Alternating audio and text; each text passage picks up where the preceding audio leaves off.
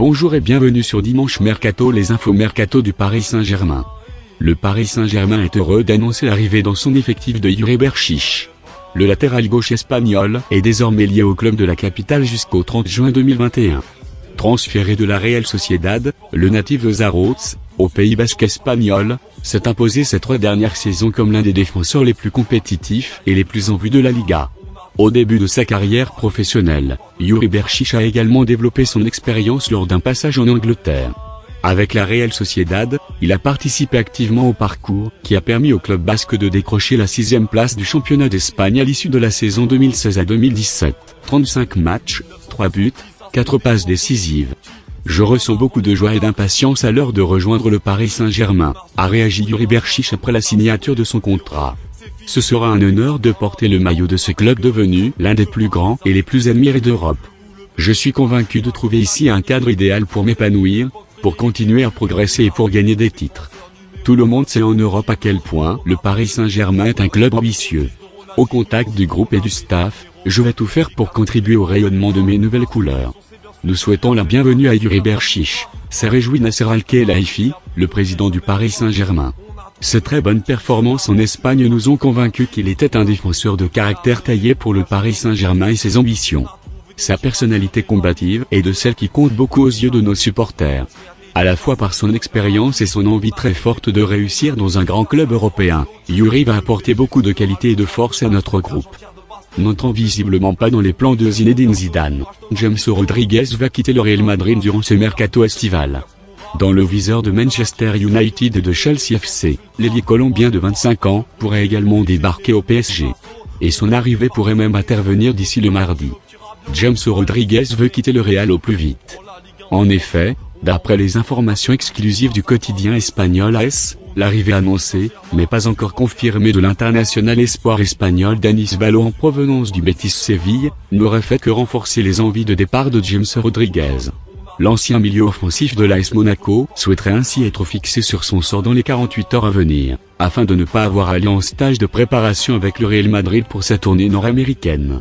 Et selon le quotidien madrilène, le Paris Saint-Germain, Manchester United et Chelsea FC seraient les probables destinations du natif de Cúcuta.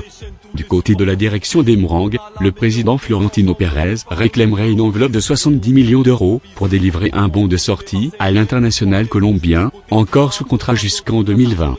Récemment, la presse espagnole avait même fait cas d'un accord déjà trouvé entre Antero Henrique, le nouveau directeur sportif du club de la capitale française, et Jorge Mendes, l'agent de James Rodriguez.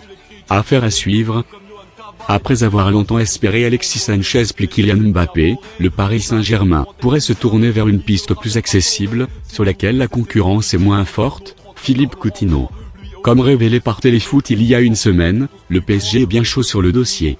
L'équipe commence par rappeler que le dossier Kylian Mbappé, attaquant de 18 ans de l'AS Monaco, est pour le moment bloqué. Puis, le quotidien sportif évoque une piste plus réalisable, Philippe Coutinho, milieu offensif / ailier de Liverpool, qui a eu 25 ans en juin. Il se plaît sur les rives de la Mersey. Mais les bords de Seine ne le rebuteraient pas non plus. Aucune offre n'a encore été transmise par Paris afin de racheter ses 5 années de contrat. Seule une prise de contact avec l'entourage de Coutinho a eu lieu à la fin du mois de juin. Visiblement, les dirigeants anglais ne seraient pas opposés à un transfert, mais sous réserve de 2 conditions, au moins 90 € et lui avoir dégoté un remplaçant, explique le quotidien. À suivre. Selon les informations de l'équipe, Daniel Vez, libre de tout contrat depuis son départ de la Juventus de Turin, se serait entendu avec les dirigeants parisiens pour rejoindre le PSG cet été. Alors qu'il était pressenti du côté de Manchester City, le latéral brésilien serait attendu en début de semaine à Paris, pour y passer sa visite médicale. Une information plutôt étonnante, une éventuelle arrivée, qui serait en tout cas probablement synonyme de départ pour Serge Aurier, alors que le PSG tarde à faire une deuxième offre pour le milieu de terrain de Monaco Fabinho, ce coup d'arrêt aurait désormais une explication. Selon de la chaîne L'Équipe, c'est l'incompréhension pour le PSG sur ce dossier.